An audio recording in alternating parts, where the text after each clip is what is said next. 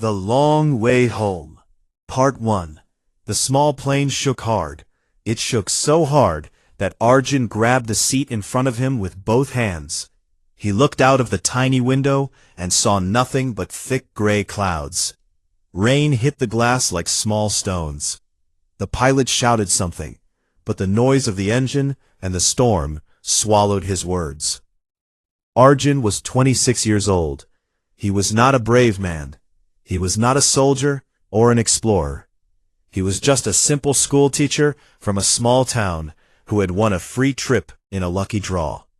The trip was supposed to take him from the city of Mandalay to a small island in the south, where tourists went to enjoy beaches and clean water. It was supposed to be the best week of his life. But now, sitting in this tiny 8-seat plane that jumped and dropped in the sky like a toy, he was sure it was going to be his last day alive. There were 5 other passengers on the plane. A married couple sat in the front row. The woman was holding her husband's arms so tight that her fingers had turned white. Behind them sat a tall old man with a gray beard. He had his eyes closed and his lips moved like he was praying. Across from Arjun sat a young woman with short black hair. She looked scared, but she was not screaming. She was holding a small red bag close to her chest, and in the back there was a big man in a leather jacket. He had tattoos on his hands, and he was cursing loudly at the storm. The plane dropped suddenly. It felt like falling from a high building. Arjun's stomach jumped into his throat. The woman in the front screamed. The pilot's voice came through the speaker, broken and full of fear. He said they had lost one engine. He said he was going to try to land. But when Arjun looked out of the window again, he saw nothing below them except dark green jungle and mountains covered in mist. There was no runway. There was nothing. The next few minutes were the most terrible minutes of Arjun's life. The plane turned sharply to the left. Then it turned to the right. Metal screamed. Something broke off from the wing. Arjun saw it fly away into the clouds like a piece of paper. He closed his eyes. He thought about his mother.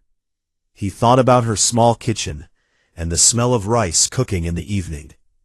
He thought about his students and the unfinished math test he had left on his desk before he left for this trip. Then there was a loud crash. His body was thrown forward. His head hit something hard, and everything went black. When Arjun opened his eyes, the first thing he felt was pain. His head was hurting badly. He touched his forehead and felt something wet, blood. He looked around slowly. The plane was broken into 2 pieces. The front half was gone. He could see the jungle through the torn metal where the cockpit used to be. The seats were twisted. Bags and broken pieces of plastic were everywhere. Rain was falling on his face through a big hole in the roof above him. He tried to move. His legs were stuck under a piece of metal. He pushed it with all his strength. It moved a little. He pushed again. Finally, it fell to the side, and he was free. He stood up slowly, holding the back of a broken seat. His legs were weak and shaking. He heard a sound. It was a soft sound, like someone crying. He followed it. Behind 2 fallen seats, he found the young woman with the short black hair. She was lying on the ground. Her left arm was bent in a strange way. It was broken, but she was alive. "Can you hear me?" Arjun asked. His voice was rough and dry. She opened her eyes and looked at him. She nodded slowly. "My name is Arjun," he said. "I am going to help you. But first I need to check if anyone else is alive." He searched the back of the plane. The big man with the tattoos was there. He was unconscious but breathing. There was a deep cut on his leg, but it did not look too dangerous. Arjun could not find the old man or the married couple. He walked carefully to the front of the broken plane and looked outside. The front part of the plane had slid down a small hill and hit a group of trees. He could see it from where he stood, about 50 meters away. He did not go there.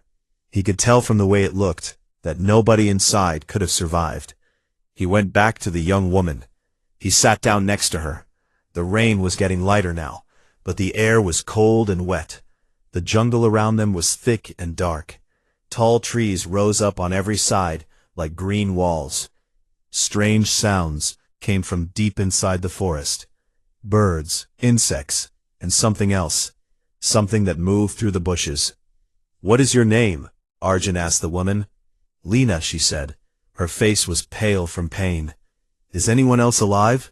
"He is unconscious, but alive." "The others?" Arjun paused. He did not finish the sentence. He did not need to. Lena closed her eyes for a moment. When she opened them again, they were wet. But she did not cry. She took a deep breath and said, "Where are we?" "I do not know," Arjun said honestly. "Somewhere in the mountains. The jungle is very thick. I cannot see any roads or buildings." "So we are lost," Lena said. "Yes," Arjun said, "we are lost." For a long time, neither of them spoke. The sounds of the jungle filled the silence. The air smelled of wet earth and broken metal and fuel. Arjun looked at the wreckage of the plane. He knew they could not stay here forever. They had no food, very little water, and one of them had a broken arm. But going into that jungle was a terrifying thought. He had no idea what was out there. He had no map, no compass, no phone signal. He had nothing. But he also knew one thing very clearly. If they stayed here and waited for someone to find them, they might wait for days, or weeks, or forever. This part of the world was wild and empty. The mountains stretched for hundreds of miles in every direction.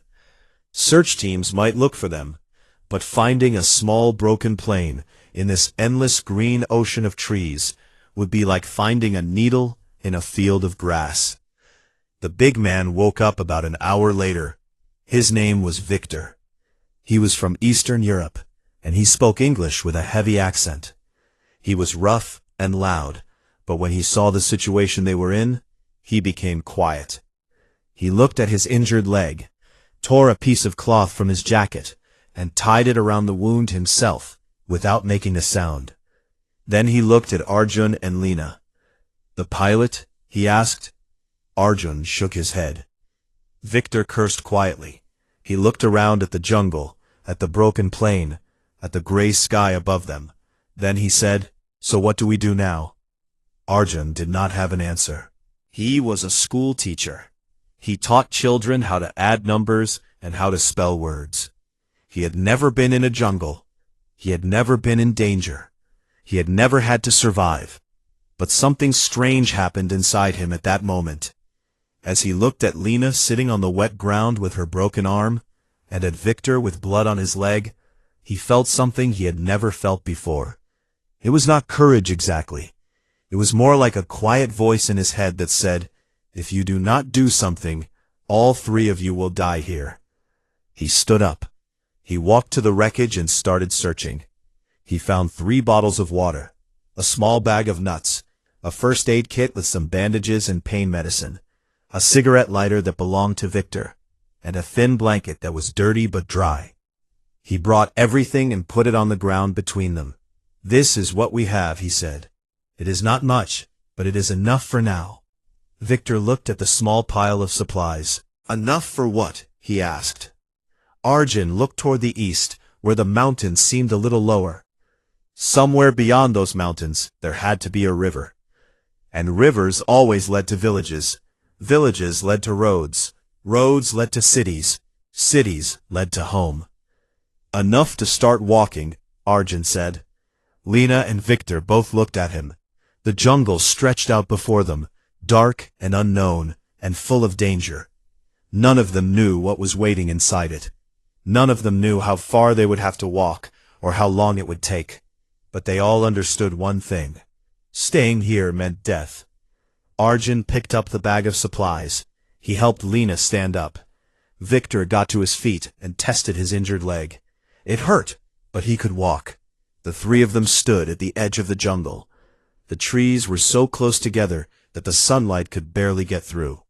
The air inside was thick and warm and smelled of rotting leaves. Strange sounds came from the darkness between the trees. Arjun took a deep breath. He took the first step forward, then another, and another. And just like that, their journey began. The Long Way Home, Part 2. The jungle was nothing like what Arjun had seen in movies. In movies, jungles were beautiful and full of color, but this jungle was dark. The trees above were so tall and so thick that they blocked most of the sky. The ground was wet and soft and covered with dead leaves. Every step Arjun took, his shoes sank a little into the mud. The air was heavy and warm, and it was hard to breathe properly. It felt like walking inside a steam room that had no door. They walked slowly. Arjun was in the front, trying to find a path between the trees. There was no real path, of course. Nobody had walked through this part of the jungle before. Or if they had, the jungle had eaten their footprints a long time ago. Behind him walked Lena. She held her broken arm close to her body. Arjun had used the bandages from the first aid kit to make a simple support for her arm, tying it to her chest so it would not move too much. She had taken 2 pain tablets, but her face was still tight with pain. She did not complain though, not once. She just kept walking. Victor walked at the back. His injured leg made him limp, but he was a strong man. He was taller and bigger than Arjun, and even with his wound, he moved through the jungle with a kind of rough power. He carried most of their supplies in a bag he had made from the blanket, tied together at the corners and hung over his shoulder. For the first 2 hours, nobody talked. They were too tired, too scared, and too focused on not falling or stepping on something dangerous. Arjun kept his eyes on the ground ahead of him. He watched for roots that could trip him, for holes that could break his ankle, and for anything that moved. He did not know much about jungle animals, but he knew enough to be afraid. It was Lena who broke the silence first. "Do you know where we are going?" she asked. Arjun stopped and turned to look at her. Sweat was running down his face. His shirt was completely wet. "East," he said. "I am going east." "How do you know which way is east?" Victor asked from behind. Arjun pointed up. Through a small gap in the trees, a piece of sky was visible. The sun was there, moving slowly toward what Arjun guessed was the west. So he was walking in the opposite direction. It was not a perfect method, but it was all he had. Victor nodded slowly. He did not argue. None of them had a better idea. They walked for another hour before they stopped to rest. Arjun found a large fallen tree, and they sat on it. He opened one of the 3 water bottles, and they each took a small drink. Just a few sips. They had to be very careful with their water. He did not know when they would find more. Arjun opened the bag of nuts and counted them. There were about 50 small nuts inside. He divided them into 3 small groups and gave one group to each person. That was their lunch. 15 or 16 nuts each.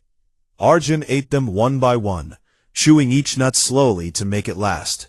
His stomach was empty and angry. It wanted more. But there was no more. "I am a mechanic," Victor said suddenly. He was looking at his hands while he spoke. "I fix cars in a garage. I came here on holiday because my wife told me I work too much. She said I need to relax." He laughed a short, bitter laugh. This is not what she meant. Lena smiled a little. It was the first time Arjun had seen her smile. "I am a photographer," she said. "I take pictures of nature. Birds, mountains, rivers. I was going to the island to photograph the seabirds there."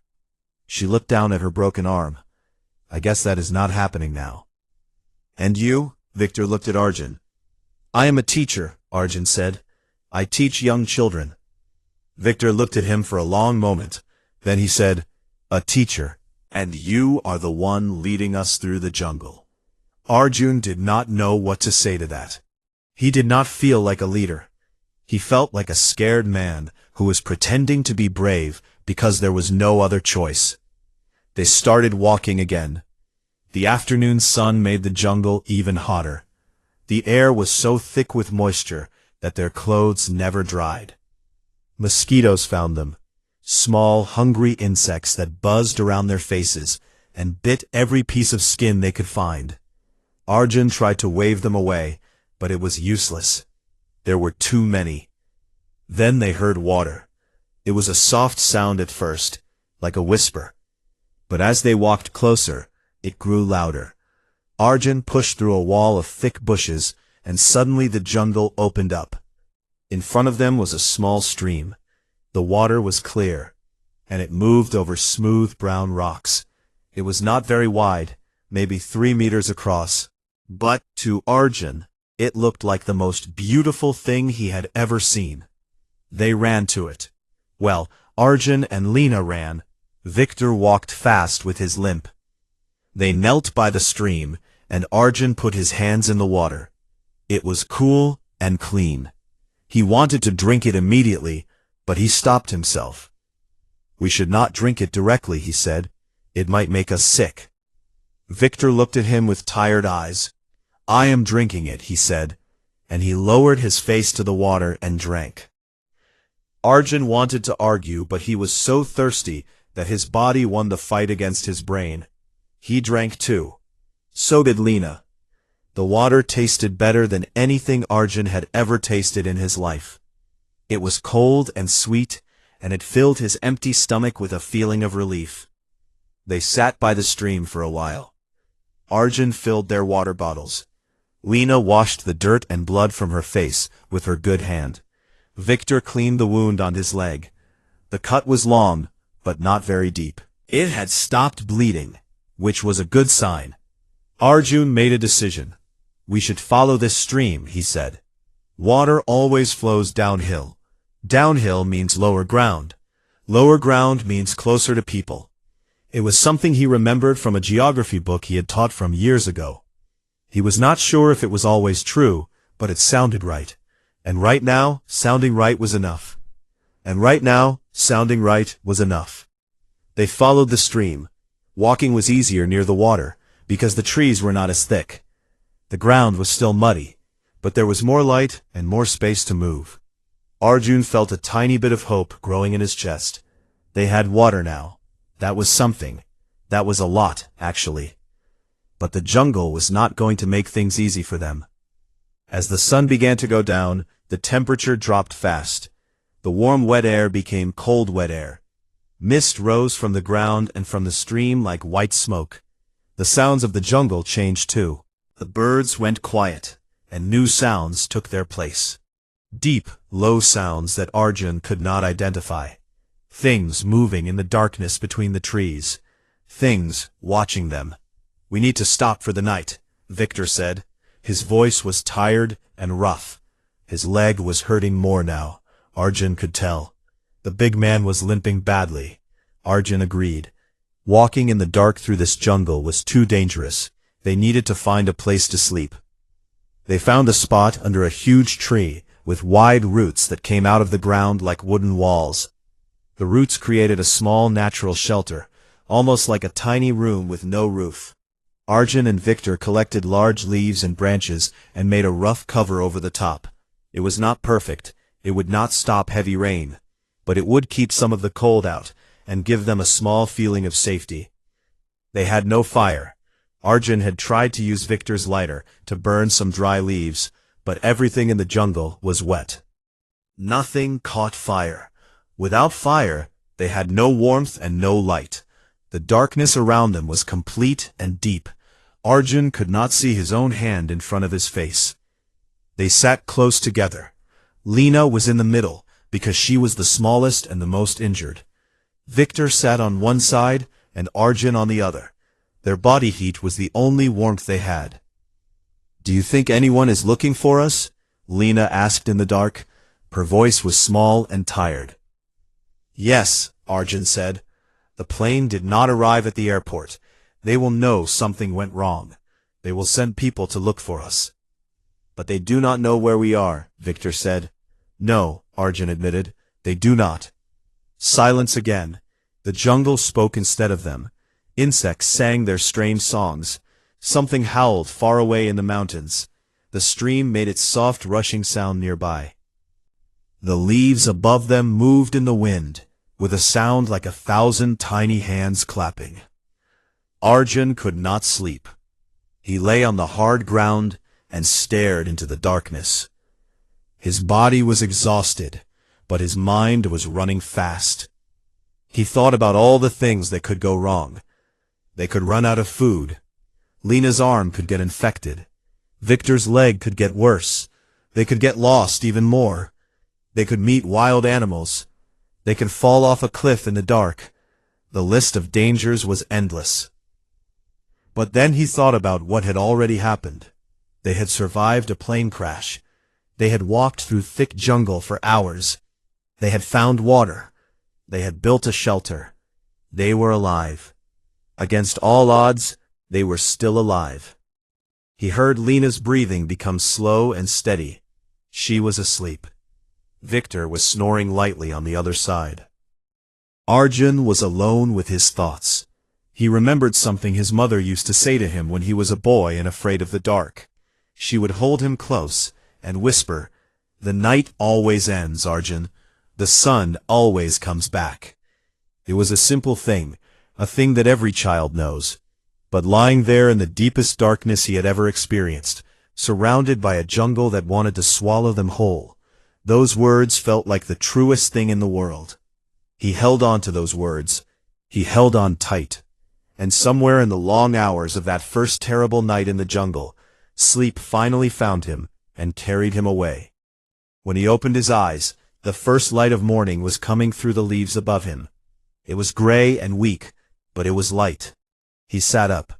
His body ached everywhere. His muscles were stiff and sore. His head wound was throbbing, but he was alive. He looked at Lena and Victor. They were still sleeping. They looked small and fragile lying on the ground under their rough shelter of branches and leaves. But they were breathing. They were alive. Arjun stood up quietly. He walked to the stream and washed his face with the cool water.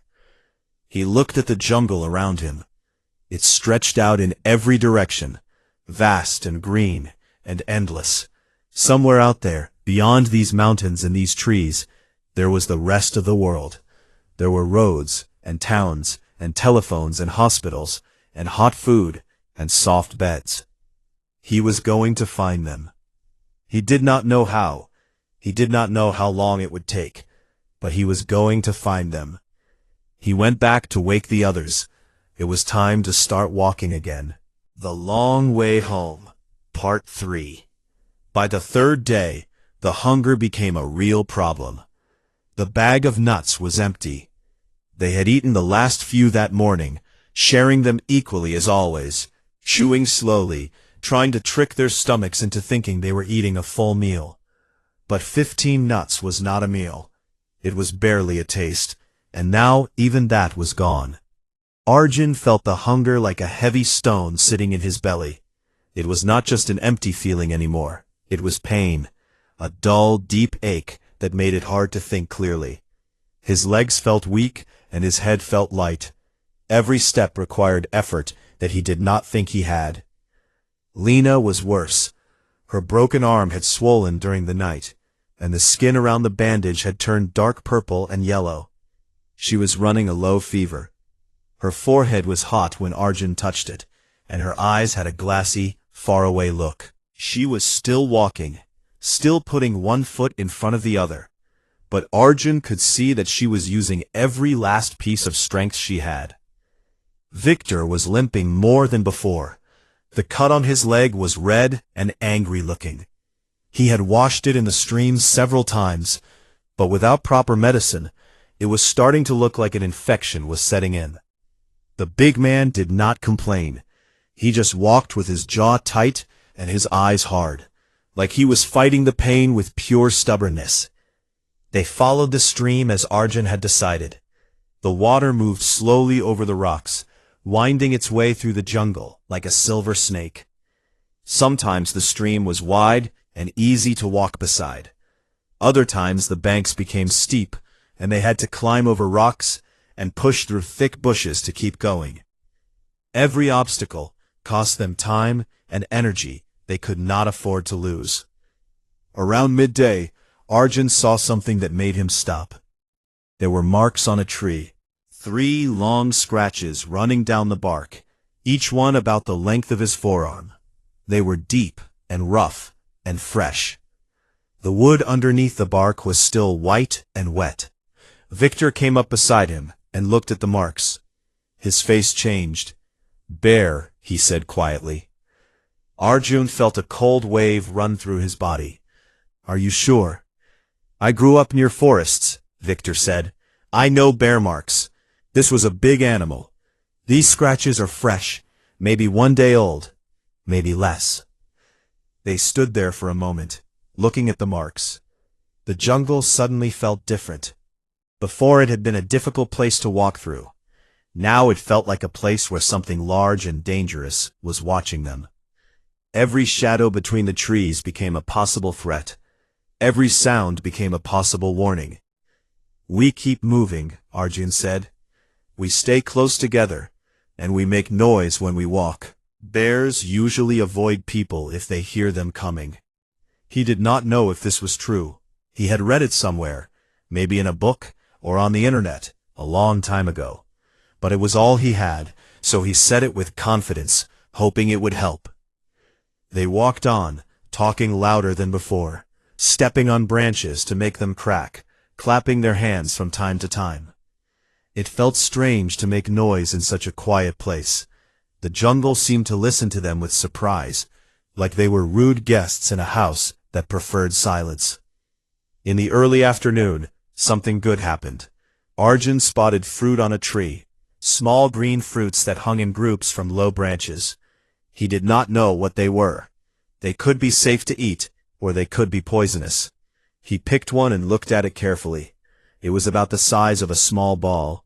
The skin was smooth and green. It smelled sweet and fresh, like something between a lime and a mango. "How do we know if it is safe?" Lena asked. She was sitting on a rock, resting. Her voice was weak. Arjun thought about it. He remembered reading somewhere that if birds ate a fruit, it was usually safe for humans too. He looked at the tree. There were marks on some of the fruits, small holes and bites. Birds had been eating them. He also noticed that the ground beneath the tree was covered with fallen fruits, many of them half-eaten by animals. "I think it is safe," he said. "Animals have been eating them." "Think is not the same as know," Victor said. Arjun looked at him. Then he looked at the fruit in his hand. Then he bit into it. The juice filled his mouth immediately. It was sour and sweet at the same time, with a strange spicy taste underneath. It was not delicious by normal standards. But to Arjun, at that moment, it was the best thing he had ever eaten. He waited a few minutes. Nothing happened. No stomach pain, no dizziness, no burning in his mouth. He ate the rest of the fruit and waited again. Still nothing bad. "It is fine," he said, and he picked more. They sat under that tree and ate until their stomachs were satisfied. It was not a proper meal. The fruits were small and mostly water and juice, with very little solid food inside. But the sugar and the liquid gave them energy. Arjun could feel it spreading through his body like warm light, pushing back the weakness and the fog in his head. He filled his pockets with as many fruits as he could carry. Lena put some in her red bag, which she still carried everywhere. Victor stuffed them into the blanket bag. They had food now. Not much, and not the right kind, but food. The stream grew wider as they continued. By late afternoon, it was too wide to step across.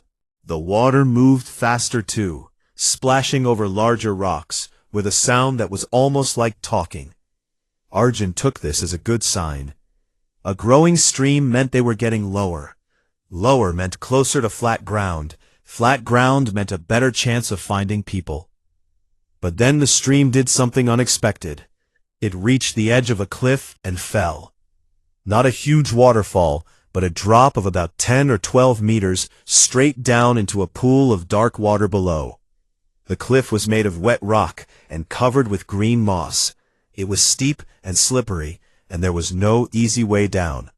Arjun stood at the edge and looked down. His heart sank.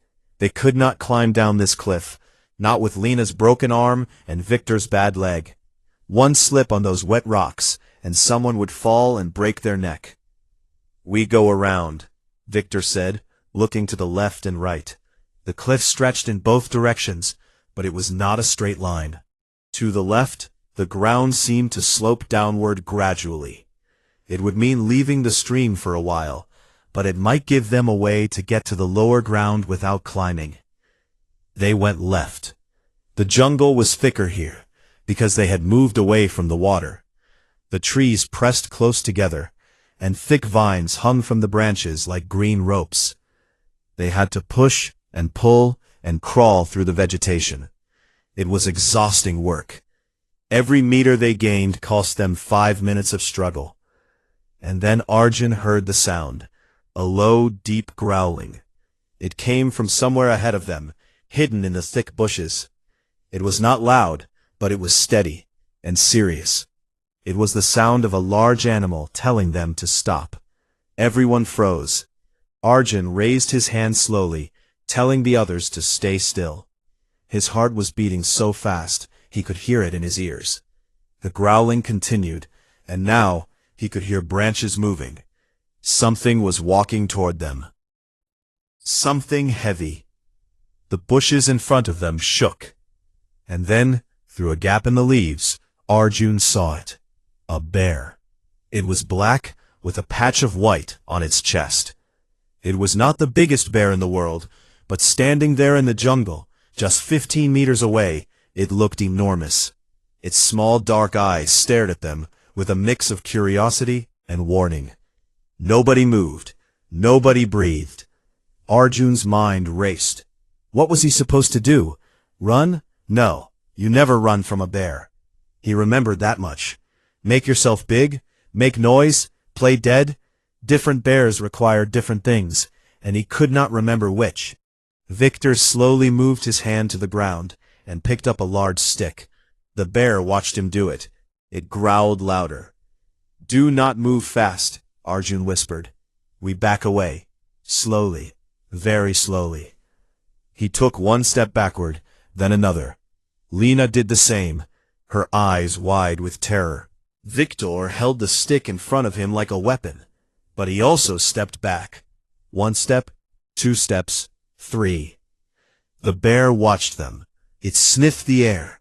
It took 1 step toward them. Then it stopped. It sniffed again, and then, almost as if it had decided they were not worth the trouble, it turned its big body around and walked back into the bushes. The sound of its heavy feet faded into the jungle. The growling stopped. Arjun felt his legs almost give out. He leaned against a tree and tried to control his breathing. His hands were shaking badly. Lena sat down on the ground and put her head between her knees. Victor let out a long breath and threw the stick to the ground. "That was close," Victor said. His voice was shaking too, even though he tried to hide it. They waited there for 20 minutes before they dared to move again. They changed their direction, going further left to avoid the area where the bear had gone. It cost them more time and more energy, but none of them wanted to risk meeting that animal again. By evening, they had made it past the cliff. The ground was lower here, and the jungle was slightly less thick. They found the stream again, or at least a part of it, flowing gently through a rocky area. They set up their camp the same way as before, under a large tree with branches and leaves for cover. That night, Victor managed to start a fire. The ground here was less wet than before, and he found some dry wood and dead grass under a rock overhang. He used his lighter, and after many tries, a small flame caught and grew. It was a tiny fire, not much bigger than a candle, but it was fire. It gave them light and warmth and something to look at besides the darkness. They sat around the fire and ate the green fruits they had collected. Nobody spoke for a long time. The fire crackled softly. Smoke, rose into the dark canopy above them. Finally, Lena spoke. "Do you think we are going to make it?" she asked. She was not asking anyone in particular. She was asking the universe, the jungle, the fire, whoever was listening. Arjun looked at her across the small flames. He looked at Victor. He looked at the jungle around them, dark and wild and endless. He thought about the bear, the cliff, the hunger, the pain in his body, the fear in his mind. He thought about how far they still had to go. "Yes," he said, "we are going to make it." He did not know if he believed it, but he said it anyway, because sometimes, when you are lost and hurt and afraid, saying the words is the first step toward making them true. The Long Way Home, Part 4. On the 5th day, Lena collapsed. They were walking along the stream when her legs simply stopped working. One moment she was walking, and the next she was on the ground. She did not fall hard. It was more like her body just folded, like a piece of cloth that had been held up by invisible strings that somebody finally cut. Arjun rushed to her side. He put his hand on her forehead. She was burning with fever. The skin around her broken arm was red and swollen, and when he carefully lifted the bandage to look, he saw something that made his stomach turn. The wound where the broken bone had pressed against the skin from inside was infected. It was yellow and wet, and it smelled bad. This was serious. This was very, very serious. "She needs a doctor," Victor said. He was standing behind Arjun, looking down at Lena. His face was grim. "I know," Arjun said. "She cannot walk like this." "I know that too," Victor said. Victor looked at Arjun with hard eyes. "Then what do we do?" Arjun looked at the stream. He looked at the trees. He looked at Lena lying on the ground with her eyes half closed and her breathing fast and shallow. He thought about leaving her here, going ahead to find help and coming back for her. But the thought left his mind as quickly as it came. He could not leave her alone in this jungle, not with bears and snakes and who knows what else out there. She would die. "We carry her," Arjun said. Victor stared at him. "Carry her? I can barely walk myself." "Then I will carry her," Arjun said. He did not know where this strength came from. He was not a big man. He was thin and average, and had never carried anything heavier than a box of schoolbooks. But he knelt down beside Lena, and with Victor's help, lifted her onto his back, lighter than she should have been. 5 days in the jungle with almost no food had taken the weight from her body, like water draining from a glass. He walked. It was the hardest thing he had ever done. Each step was a battle. His legs screamed at him. His back ached. The muscles in his shoulders burned like they were on fire. Lena's body felt heavier with every minute, but he did not stop. He walked along the stream, over rocks, through mud, under low branches, step after painful step. Victor walked beside him. The big man did not offer to take a turn carrying Lena right away. His leg was too bad for that. But he helped in other ways. He cleared branches out of Arjun's path. He guided him around holes and roots. He told Arjun when to step left or right. And when Arjun stumbled and almost fell, Victor caught him with his strong hands and held him steady. They stopped every 30 minutes for Arjun to rest. He would lower Lena gently to the ground, sit down, and breathe. His shirt was soaked with sweat. His hands were shaking with exhaustion. During these breaks, he gave Lena small sips of water and pressed pieces of the green fruit to her lips. She ate a little, but not much. The fever was taking her away, piece by piece, pulling her into a place where food and water did not matter. The stream was wider now. It had become a small river, moving with real speed over smooth rocks.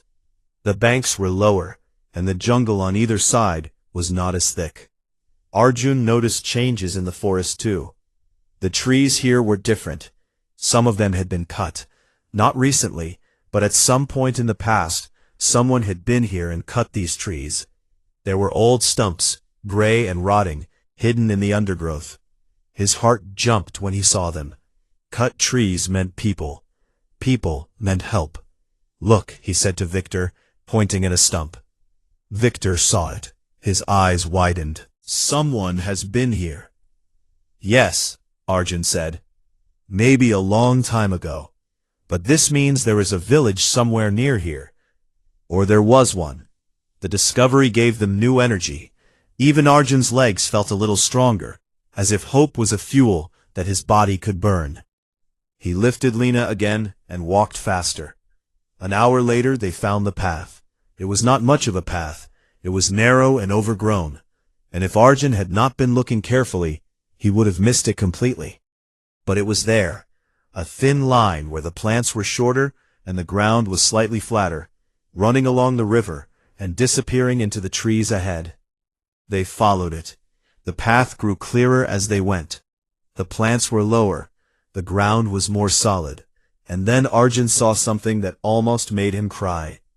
It was a wooden post, just a simple post, driven into the ground beside the path, with marks carved into it. Not letters, not words, just simple marks, like lines and crosses. But it was a sign of human life. Someone had put this here. Someone had stood in this exact spot and pushed this post into the earth. Arjun kept walking. The path curved around a hill and went down a gentle slope. The trees opened up, and suddenly there was sky above them, real sky, wide and blue, with white clouds moving slowly across it. After 5 days under the dark roof of the jungle, the open sky felt like a miracle. Arjun stopped and looked up. The sunlight hit his face, and he almost fell to his knees from the simple beauty of it. And then he saw the village. It was small, very small, just a handful of wooden houses built along the riverbank. The houses were simple structures made of bamboo and wood, with roofs of dried leaves. There were clothes hanging on a line between 2 trees.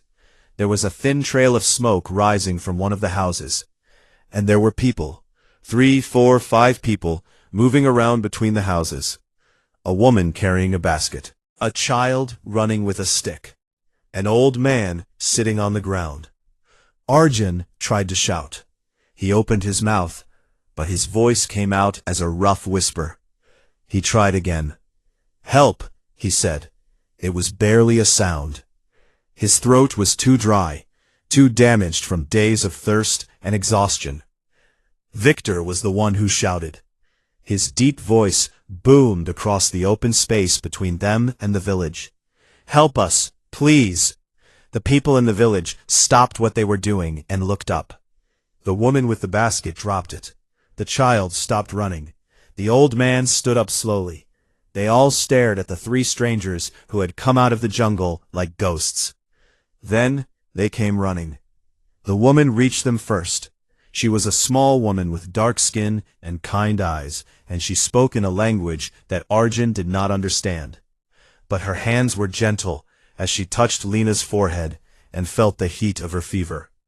She called out to the others. Strong hands took Lena from Arjun's back. He let her go, and his body almost collapsed from the sudden lightness. They were taken into one of the houses. It was a single room with a dirt floor and a small cooking fire in the corner. It was dark and smoky, but it was dry and warm, and it felt like the most wonderful place in the world. They laid Lena on a mat on the floor. An old woman came in, someone who seemed to be the village healer. She looked at Lena's arm with serious eyes and then went to work. She cleaned the infection with warm water and herbs, and she wrapped the arm in fresh cloth. She made Lena drink something from a small wooden cup. Tea, maybe, made from plants and leaves. Someone brought food, a bowl of rice and vegetables. Simple food, the simplest meal Arjun had ever been offered. He took the bowl in both hands. The heat of it warmed his cold fingers. The smell of the rice rose up to his face, and suddenly his eyes were full of tears. He could not stop it. He sat there in that small, dark house, in that tiny village in the middle of the jungle, and he cried like a child. Victor ate silently beside him. The big man's eyes were wet too, but he did not let the tears fall. He just ate his rice, one slow bite at a time, staring at the wall. After they ate, the village people tried to communicate with them. They did not speak English or any language that the three survivors understood. But through gestures and drawings in the dirt, Arjun managed to learn a few things. The village was very remote. The nearest town was many kilometers away, down the river. There was no phone, no radio, no electricity. But there was a boat. A long, narrow wooden boat that the villagers used to travel down the river to the bigger town where they traded goods. Arjun pointed at the boat.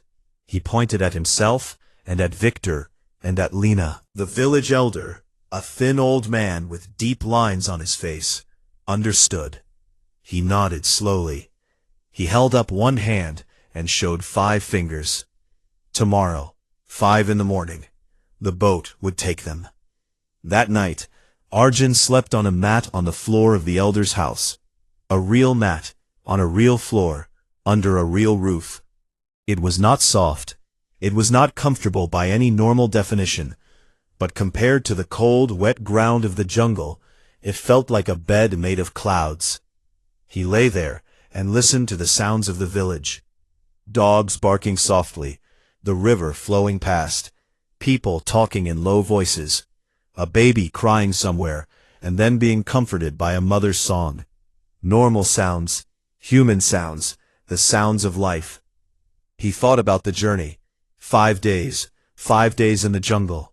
It felt like 5 years. He thought about the fear, the hunger, the bear, the cliff, the darkness. He thought about carrying Lena on his back. He thought about Victor, tough and stubborn, walking on a leg that should have stopped him days ago. He thought about the 3 of them, strangers who had become something more than strangers. He thought about the pilot and the married couple and the old man with the gray beard, the ones who did not make it. He whispered a quiet word for them in the dark.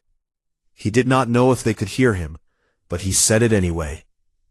Before he fell asleep, he looked over at Lena. The healer was sitting beside her, changing the cloth on her arm. Lena's fever was still high, but the healer's medicine seemed to be helping.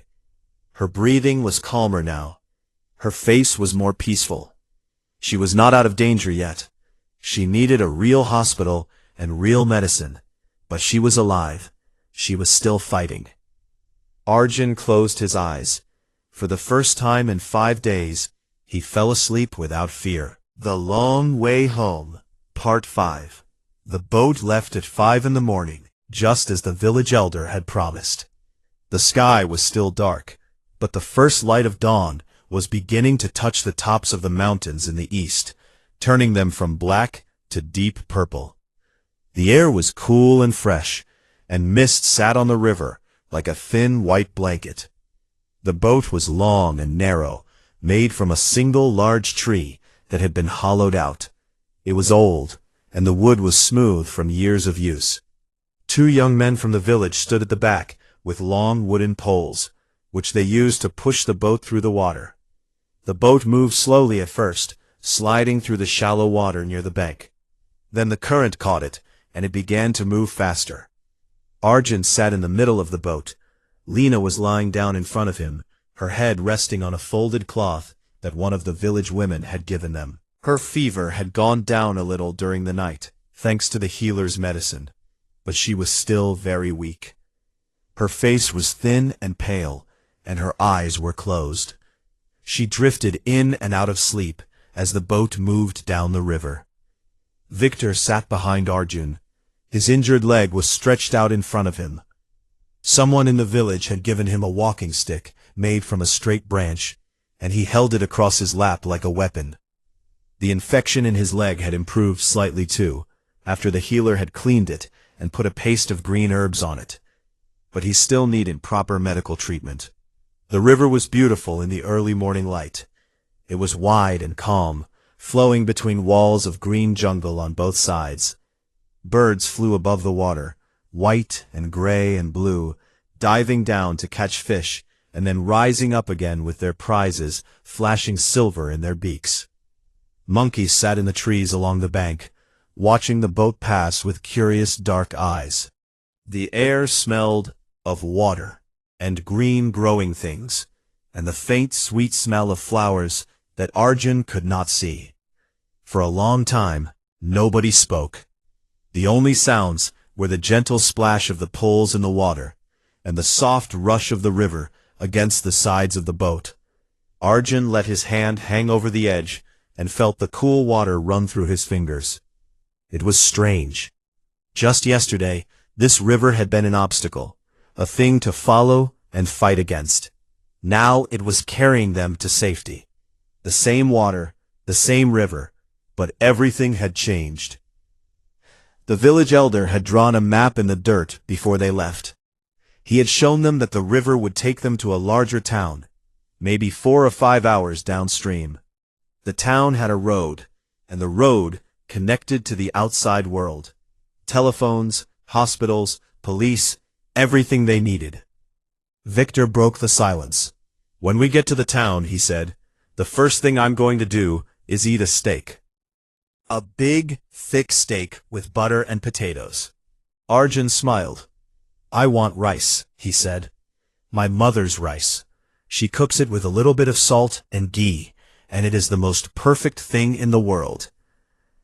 "I want a hot shower," Lena said. Her voice was quiet and weak, but there was a small smile on her lips. Her eyes were still closed. "I want to stand under hot water for 1 hour and not move."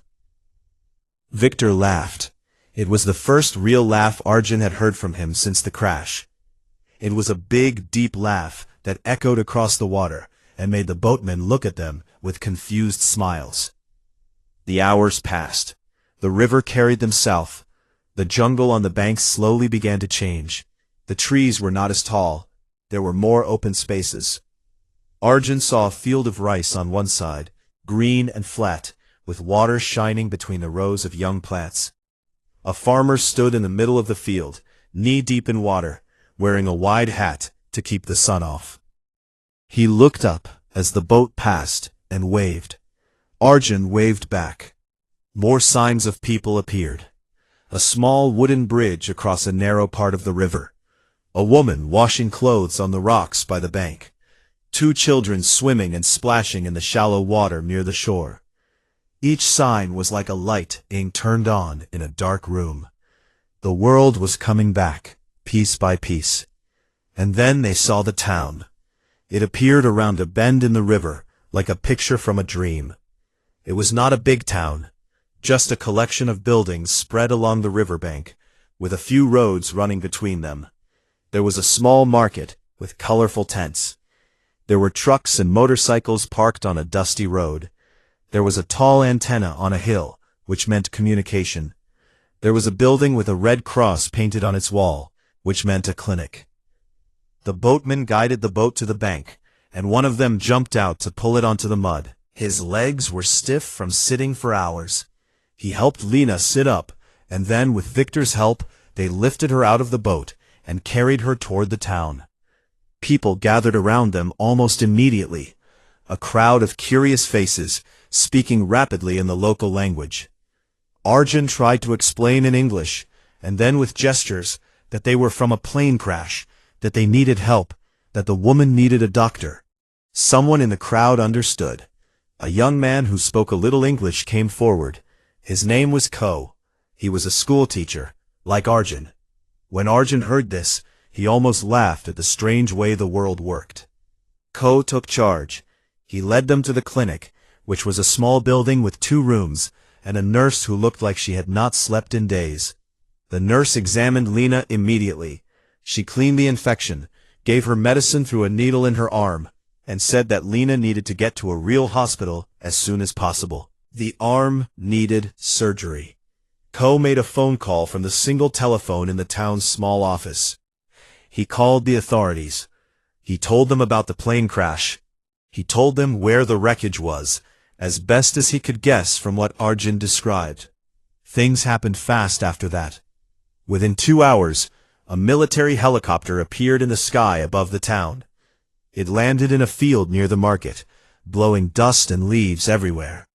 Soldiers and medical workers jumped out.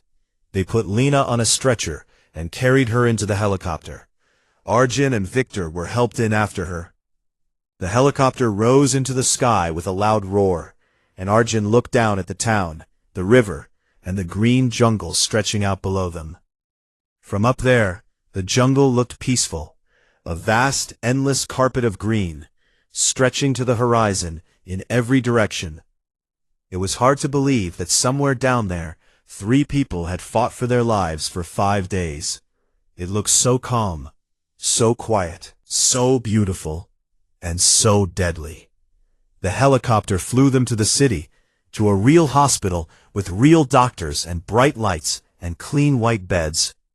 Lena was taken into surgery immediately. The doctors said the infection was bad, but they had caught it in time. She would keep her arm. She would recover. Arjun felt something break open inside his chest when he heard those words. A feeling of relief so powerful that it was almost painful. Victor's leg was treated and bandaged properly. The infection was cleared with strong medicine. The doctor told him he was lucky.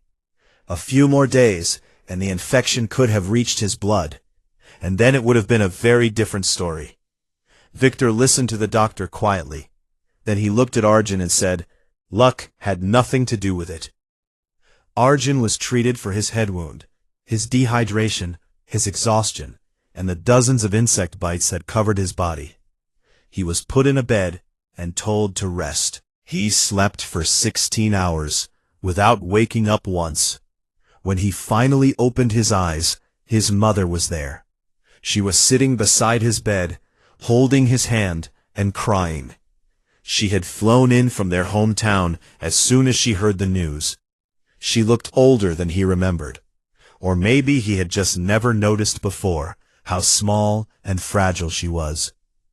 He held her hand tight and said, "I am okay, Mom. I am home." The story of the 3 survivors made the news. Reporters came to the hospital. They asked questions. They wanted to know how a school teacher, a photographer, and a mechanic had survived a plane crash and walked through a jungle for 5 days. Arjun did not know what to tell them. He did not feel like a hero. He had been scared every single minute. He had cried and doubted and wanted to give up more times than he could count. But he also knew that he had not given up. None of them had. When Lena could not walk, when Victor could barely stand, he had kept going. When the jungle threw everything it had at them, they had found a way forward.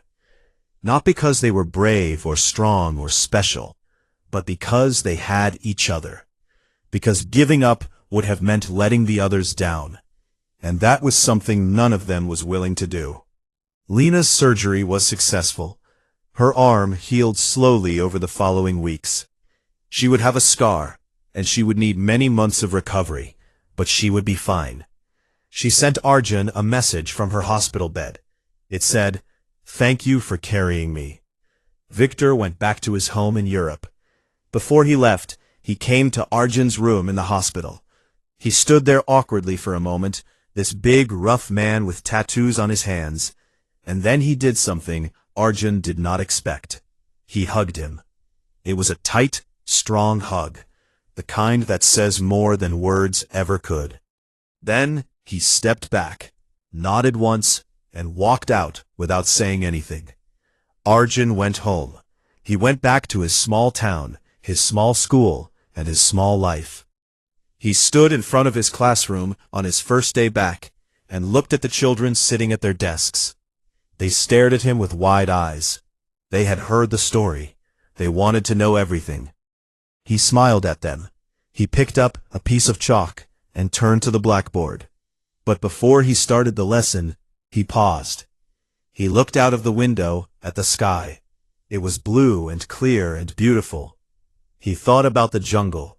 He thought about the dark nights, the hungry days, the fear, the pain, and the long, long walk. He thought about Victor and Lena. He thought about the villagers who had saved them. He thought about the river that had carried them to safety. He had left for that trip as a quiet, ordinary man who was afraid of almost everything.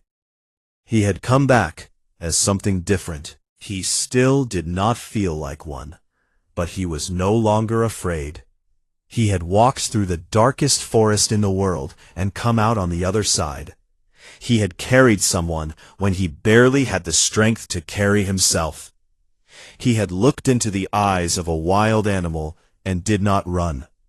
He had faced the worst that nature could throw at a person, and he had survived. He turned back to his students and said, "Okay, let us begin." And just like that, life went on.